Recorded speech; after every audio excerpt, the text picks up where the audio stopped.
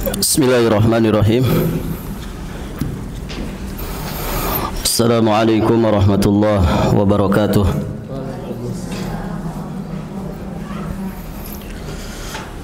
Alhamdulillahi rabbil alamin. Wa bihi nasta'in ala umuri dunya waddin.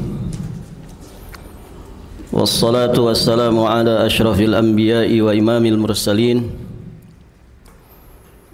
Nabiyyina Muhammadin alaihi afdalus salati wa atammut taslim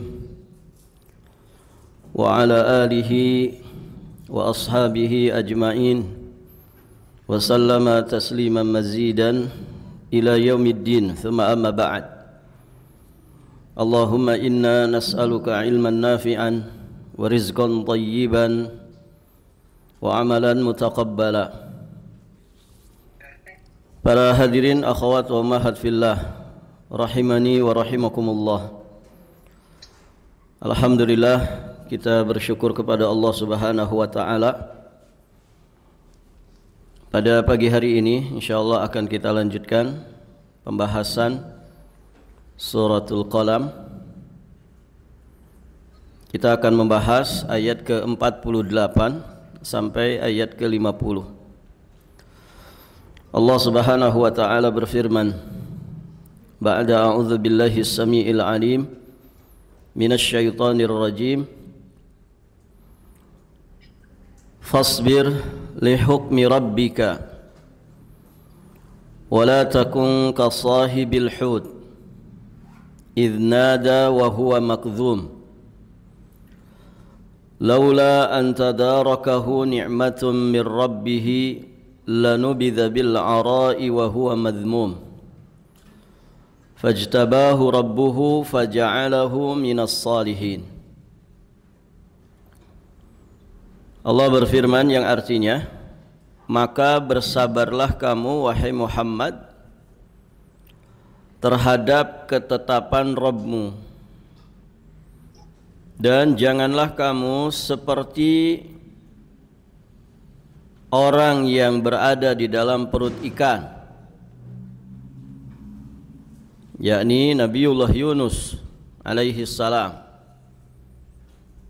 ketika ia berdoa sedangkan ia dalam keadaan marah kepada kaumnya. Kalau sekiranya dia tidak segera mendapatkan nikmat dari Rabbnya, benar-benar ia dicampakkan ke tanah tandus dalam keadaan tercela.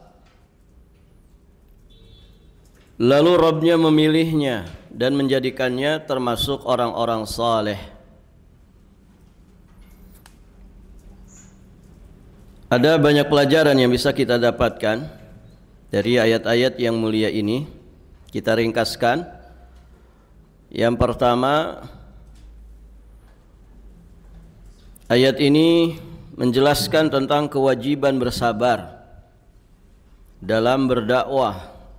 Sebesar apapun hambatan, rintangan, gangguan dan cobaan yang menimpa para dai di jalan dakwah. Jelas ya, kesabaran itu mutlak dibutuhkan. Terlebih sabar melakukan amalan yang begitu besar, yang menjadi ciri khas para nabi dan rasul, yakni berdakwah, mengajak manusia ke jalan Allah Subhanahu wa taala.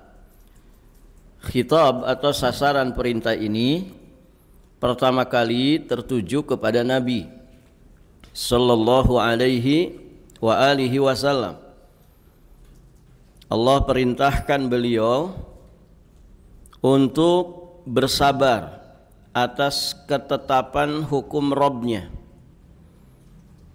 Dan sudah berlalu ayat-ayat sebelumnya bahwa segenap upaya dakwah sudah ditempuh oleh Nabi. Wasilah-wasilah dakwah untuk tersampaikannya wahyu ke dalam hati manusia, ke dalam jiwa manusia, itu sudah ditunaikan oleh Nabi. Sehingga tidak ada satupun alasan logis yang menjadikan kaum musyrik menolak dakwah. Namun ternyata kenyataan yang ada Orang-orang ini mereka tetap ingkar. Taib. Maka Allah memerintahkan kepada Nabi SAW untuk bersabar menghadapi ketetapan ini dan terus tegak lurus, pantang mundur, meneruskan tugas dakwah dan risalah. Barakallahu fikum. Ini ibu-ibu yang dirahmati Allah. Jadi kesabaran itu mutlak dibutuhkan. Ya lebih-lebih sabar ya di jalan dakwah. Kalau orang jahat saja ibu di dalam melancarkan aksi kejahatannya, kira-kira ada hambatan tidak? Kalau orang itu jahat, merencanakan kejahatan, melancarkan aksi kejahatan, ada rintangan dan hambatannya tidak? Pasti. Itu orang yang sedang berjuang dengan kejahatannya. Maka lebih-lebih lagi ya orang yang sedang berjuang di dalam kebaikan. Artinya apa? Ya kita mesti tegak lurus dan kuat, istiqamah. Biarlah jalanan ini sepi, tapi ada tujuan yang begitu suci. Kebanyakan manusia mungkin ingkar. Dakwah di mana-mana disebar. Namun ternyata sedikit dari mereka yang mau mengikutinya. Maka tidak ada masalah. Rintangan, cobaan itu pasti akan ada. Tinggal siapa yang kuat bertahan dan terus tegak lurus melanjutkan perjalanan, dan siapa yang kemudian balik kanan mundur ke belakang. Taib, ibu-ibu yang dirahmati Allah. Kemudian kata Allah, wala takun kasahibil hud idh nada wa huwa makzum. Dan janganlah engkau seperti orang yang berada di dalam perut ikan ketika dia berdoa sedangkan dia dalam keadaan marah kepada kaumnya. Di sini Allah Subhanahu wa taala mengingatkan Nabi Muhammad sallallahu alaihi wasallam supaya jangan melakukan hal yang sama sebagaimana yang dilakukan oleh Nabiullah Yunus, di mana ada pelajaran yang didapatkan oleh Nabi Yunus dengan sebab kurangnya kesabaran beliau di dalam mengemban tugas dakwah. Jadi di sini Allah memperingatkan Nabi SAW agar tidak bersikap, agar tidak bertindak seperti seorang yang berada dalam perut ikan, yakni Nabiullah Yunus alaihissalam, karena beliau dengan rasa marah kepada kaumnya yang tidak mengindahkan seruan dakwahnya, Nabi Yunus alaihissalam lalu meninggalkan mereka dan berdoa kepada Allah agar mereka ditimpakan azab yang membinasakan. Nah, Nabi Muhammad diperingatkan jangan seperti itu. Ya, karena itu pelajaran yang mesti diambil ibrahnya.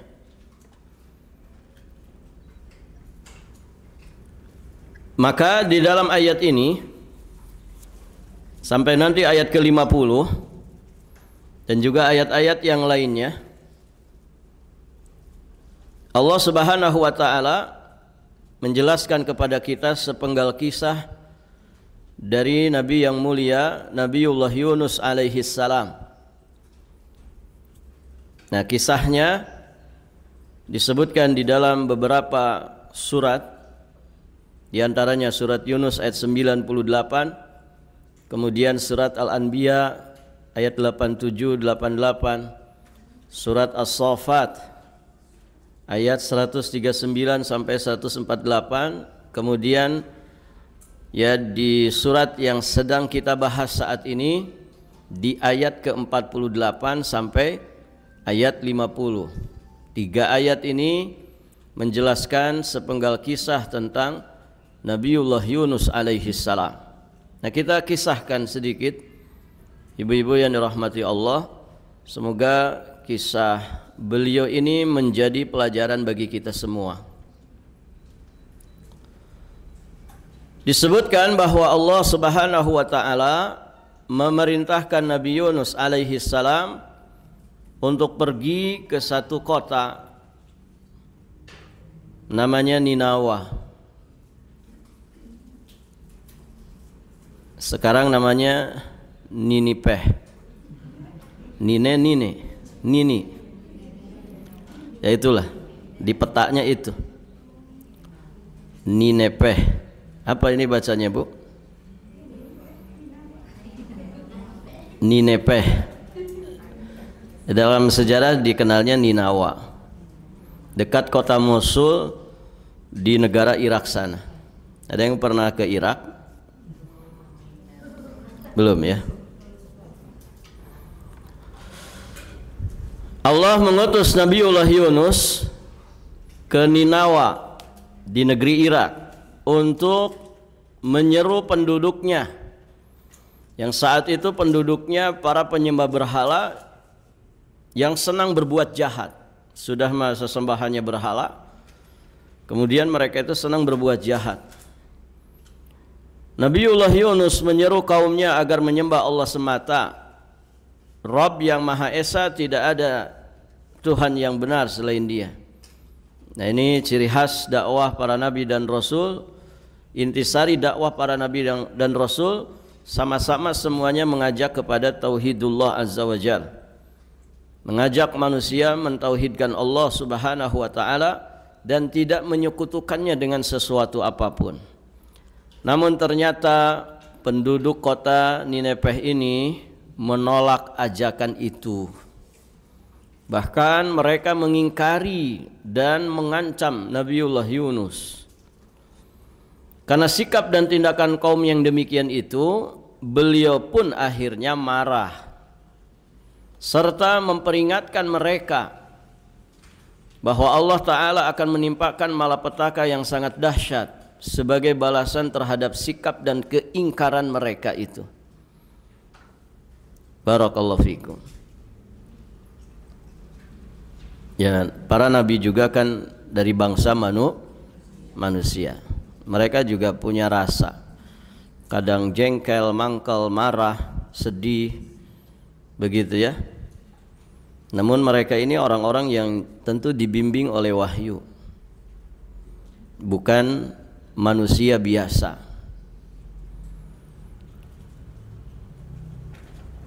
Jadi beliau marah ketika tidak mau diperingatkan, dan akhirnya menjadikan beliau meninggalkan kaumnya. Ditinggalin tuh kaumnya. Sepeninggal Nabi Yunus, ternyata justru kaumnya sadar dan mereka takut kepada ancaman Allah Subhanahu wa taala. Maka mereka pun segera keluar dari rumah-rumah mereka menuju tanah lapang bersama istri-istri mereka, anak-anak dan juga binatang ternak mereka. Ini kayak orang mau istighosahan. Di tanah lapang itu mereka bersama-sama menyatakan bertaubat kepada Allah. Mereka merendahkan dirinya dengan penuh keimanan. Bahkan mereka berjanji kepada Allah akan mengikuti seruan Nabi Yunus alaihi salam, akan melaksanakan perintah dan menjauhkan larangannya. Nah, karena kaumnya Nabi Yunus ini bertaubat dengan sebenar-benarnya taubat, mereka tunduk menyerahkan diri kepadanya, maka Allah pun akhirnya mengijabah doa-doa mereka dengan mengurungkan, menimpakan malapetaka itu kepada mereka. Dan itu dikisahkan Allah di surat Yunus ayat 98. Falaula kanat qaryatun amanat fanafa'aha imanuha illa qauma Yunus lamma amanu kashafna anhum adzabal khizyi fil hayatid dunya wa matta'nahum ilahin. Dan mengapa tidak ada penduduk suatu kota yang beriman lalu imannya itu bermanfaat kepadanya selain kaum Yunus. Maksudnya kaum Yunus itu ya mereka sudah beriman ya.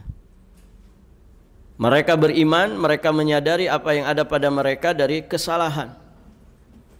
Maka tatkala mereka kaum Yunus itu beriman, kasyafna anhum adzabal khizyi fil hayatid dunya, kami hilangkan dari mereka azab yang menghinakan dalam kehidupan dunia. Wa mata'nahum ilahin, dan kami beri kesenangan kepada mereka sampai kepada waktu tertentu dengan wasilah iman. Ya, makanya iman itu mendatangkan kebaikan dan keberkahan, menyelamatkan seseorang dari segala keburukan. Iman.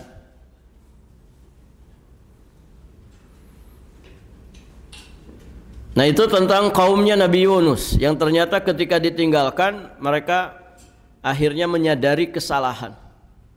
Bagaimana dengan Nabi Yunusnya? Tadi Nabi Yunusnya kan sudah pergi meninggalkan kaumnya ini dengan kemarahan, dengan kemangkelan, dan doa kepada Allah supaya menimpakan azab kepada kaumnya ini. Nah, beralih kepada Nabi Yunusnya. Adapun Nabi Yunus setelah memberi peringatan itu, beliau pergi dari kaumnya dengan meninggalkan tugas yang dipercayakan Allah kepadanya sebagai Rasulnya tanpa mendapatkan izin Allah.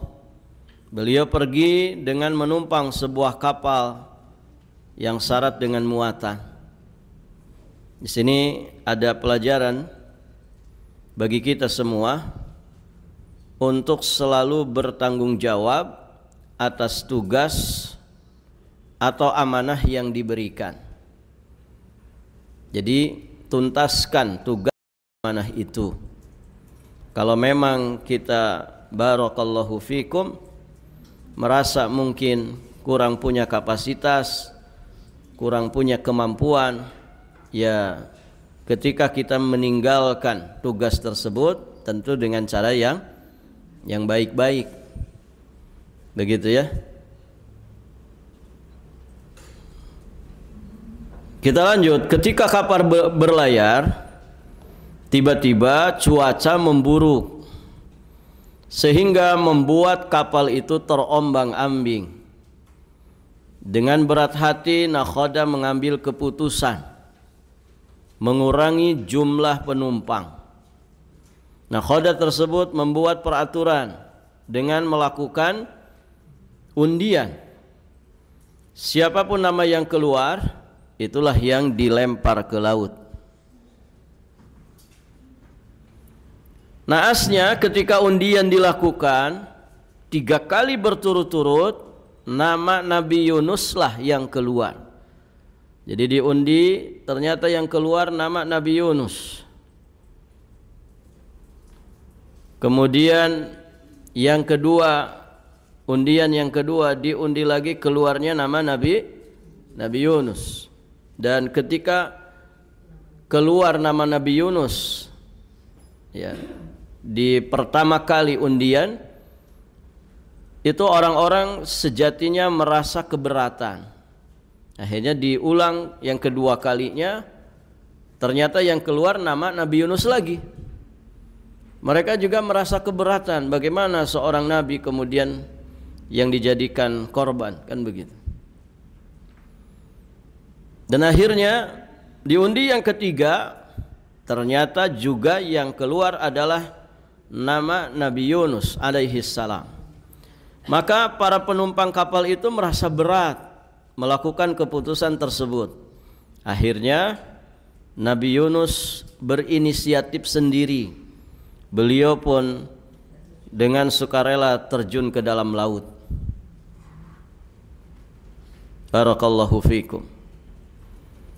Setelah Nabi Yunus terjun ke dalam laut, Allah memerintahkan seekor ikan paus yang besar untuk menelannya. Kepada ikan itu diwahyukan agar jangan memakan daging dan tulang Nabi Yunus. tetapi cukup menjadikan perutnya sebagai penjara bagi Yunus. Karena Yunus jelas bukan makanannya. Dan Nabi Yunus pun merasa menderita di dalam perut ikan yang gelap itu. Ibu, kita sekalinya mati listrik saja kan, gelap, rasanya ngeri. Ini bagaimana di dalam perut ikan. Nggak usah dibayangin ya, susah ngebayanginnya kayak gimana. Ketika Nabi Yunus tersadar bahwa dirinya berada di dalam perut ikan paus, Nabi Yunus alaihi salam sadar bahwa beliau telah melakukan kesalahan besar. Nah, di sini ada keteladanan bagi kita untuk berani mengakui kesalahan dan mau memperbaikinya dengan taubat nasuha. Ini penting Ibu ya. Mengakui kekurangan diri itu terpuji. Mengakui kekurangan diri. Al-muqirru bitaksir ay bil azzi anit ta'ah abadan mahmud. Orang yang mengakui kekurangan diri, yaitu dengan terus merasa masih lemah atau merasa masih kurang dalam ketaatan, maka itu satu hal yang terpuji.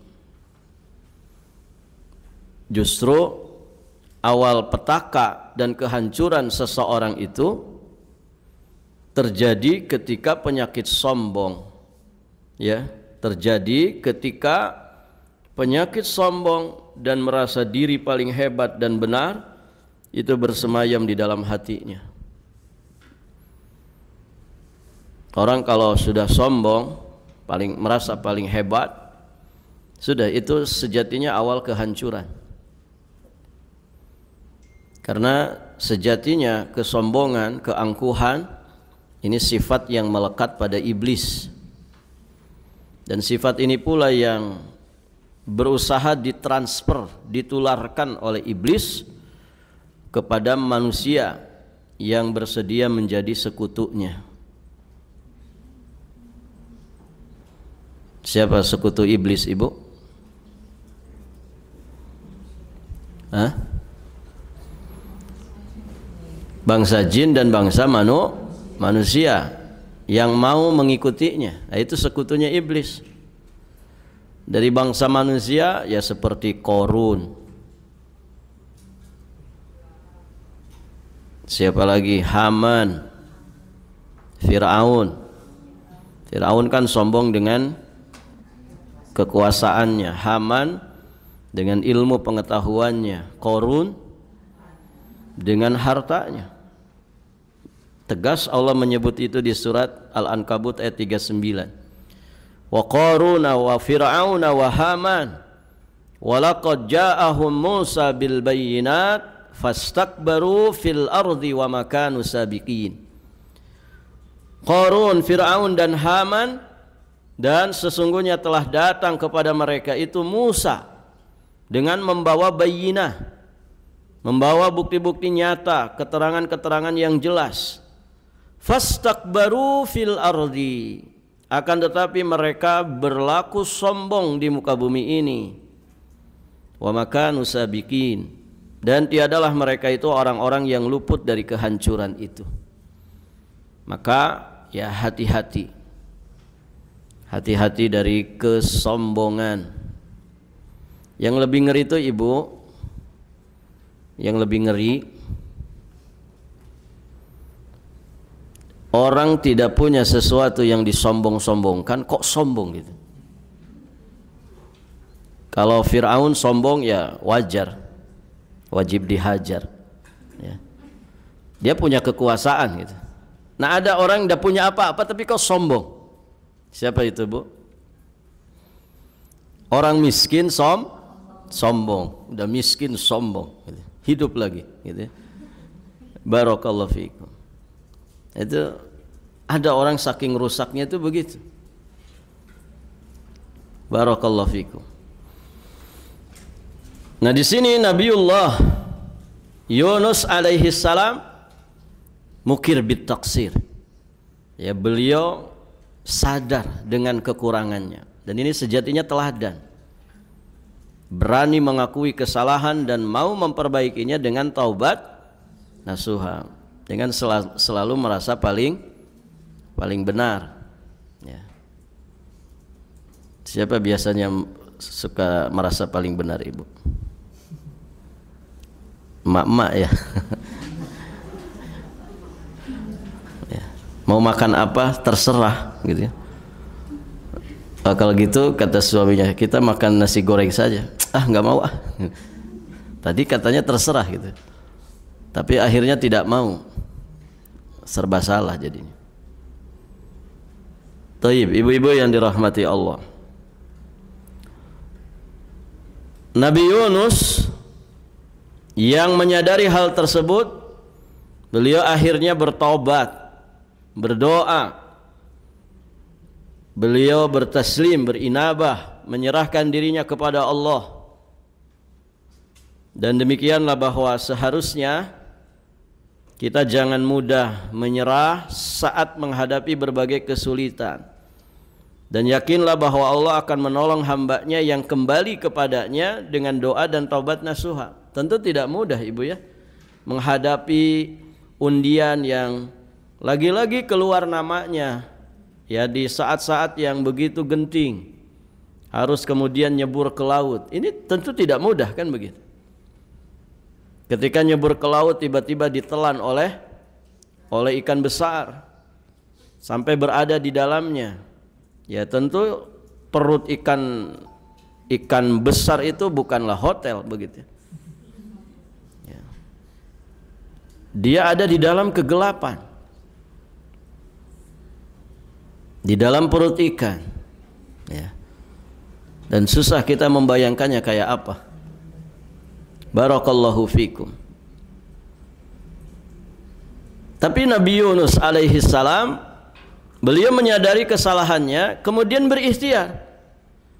Bagaimana Allah kemudian bisa menyelamatkan dirinya dari hukuman ini? Maka beliau menempuh sabab-sababnya, wasailnya, menempuh wasilah-wasilahnya. Dengan apa? Tadi ya, dengan pijakan dasarnya beliau mengakui kesalahannya, kekurangan dirinya. Kemudian mau memperbaiki diri dengan taubat, istighfarnya, dengan zikirnya kepada Allah Subhanahu wa ta'ala. Nah, ini keteladanan yang luar biasa. Ya. Tidak mudah menyerah saat menghadapi berbagai macam kesulitan. Dan ada keyakinan bahwa Allah pasti akan menolong hambanya yang kembali kepadanya dan selalu berdoa kepadanya. Dan ini pula yang kemudian dialami oleh Nabiullah Yunus alaihi salam. Dengan penuh keyakinan, ya, beliau meminta, berdoa, merengek kepada Allah dengan harapan besar Allah akan mengampuni dosanya, menyelamatkan dirinya. Dan benarlah setelah 3 hari berlalu, di sebagian kisah lebih dari 3 hari ya. Tapi yang sering disebutkan 3 hari beliau di dalam perut ikan. 1 jam saja ngeri gitu ya, bagaimana 3 hari. Nabi Yunus akhirnya dimuntahkan oleh ikan paus tersebut pada sebuah tanah tandus.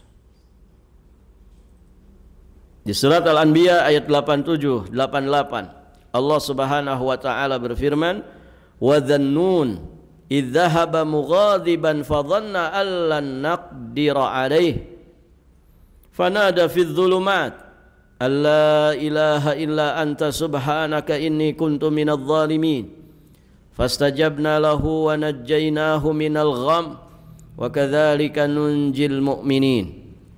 Dan ingatlah kisah Dhunnun. Dhunnun maksudnya Nabi Yunus.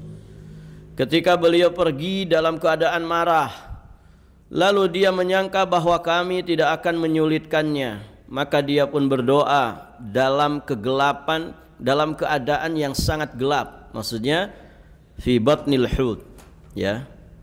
Beliau berada di dalam perut ikan yang sangat gelap gulita. Ternyata di situ beliau berzikir kepada Allah Subhanahu wa taala. La ilaha illa anta subhanaka inni kuntu minadz zalimin. Tidak ada ilah yang hak selain Engkau.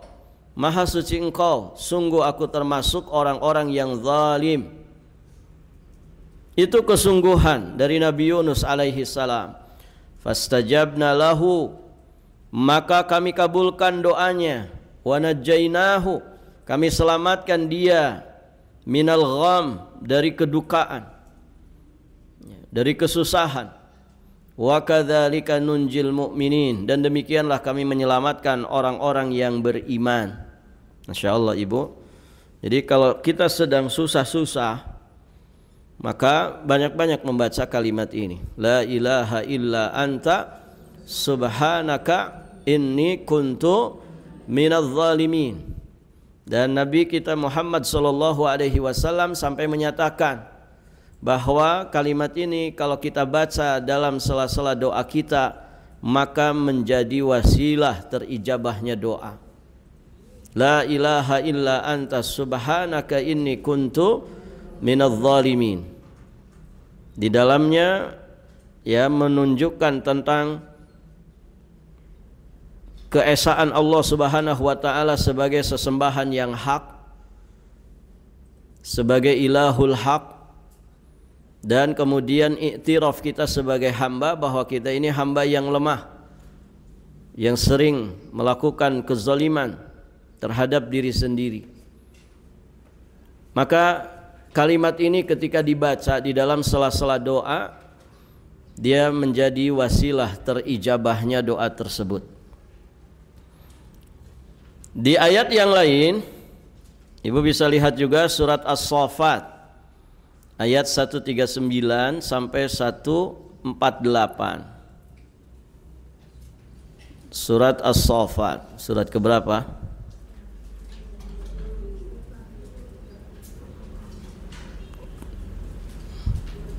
Surat 37 ya? Bukan 37. Oh iya betul. Ayat berapa tadi? 139. Ini kisah Nabi Yunus ya. Tadi kan di surat disebutkan di 4 surat ya. Ada surat tersendiri namanya surat Yunus. Allah berfirman,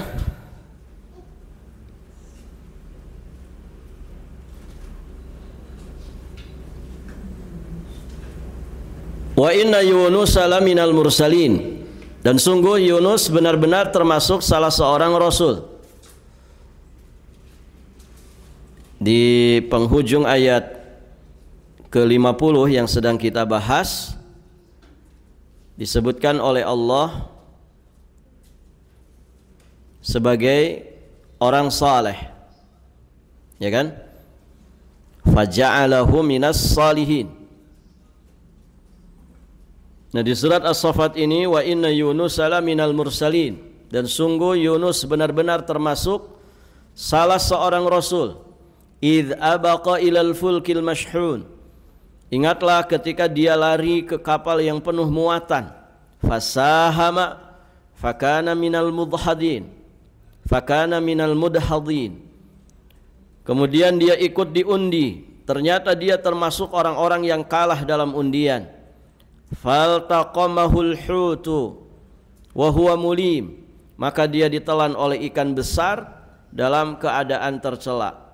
Falaula annahu kana minal musabbihin, maka sekiranya dia tidak termasuk yang banyak berzikir, yakni bertasbih kepada Allah, lalabitha fi batnihi ila yaumi yub'atsun, niscaya dia akan tetap tinggal di perut ikan itu sampai hari berbangkit.